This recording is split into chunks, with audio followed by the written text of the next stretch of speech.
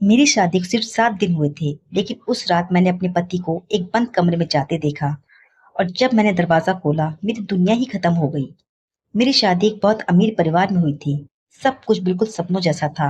बड़ा घर, नौकर, गाड़ियां और बहुत प्यार करने वाला पति। लेकिन शादी के दूसरे दिन से मुझे एक अजीब बात महसूस होने लगी। घर के सबसे आखिरी हिस्से में एक कमरा था, जो हमेशा बंद रहता था। मैंने कई बार अपनी सास से पूछा, माँ जी उस कमरे में क्या है, लेकिन वो हर बार बात बदल देती। मेरे पति भी उस कमरे का नाम सुनते ही गुस्सा हो जाते।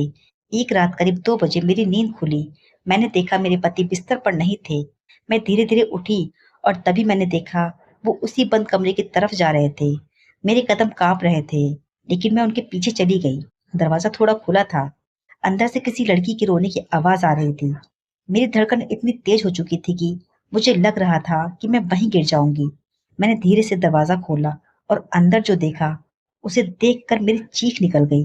कमरों की दीवारों पर एक ही लड़की की सैकड़ों तस्वीरें लगी थी।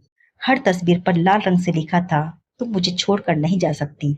और कमरे के बीचों बीच एक लड़की बैठी थी। उसके हाथों में जंजीर बंधी थी। मैं डर के मारे पीछे हट गई।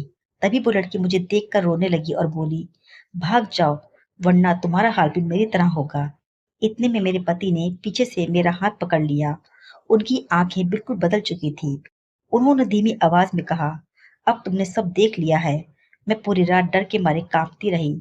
सुबह होते ही मैंने घर से भागने की कोशिश की, लेकिन मुख्य दरवाजा बाहर से बंद था। अब मुझे समझ आ चुका था, मैं उस घर की बहू नहीं, कैदी बन चुकी थी।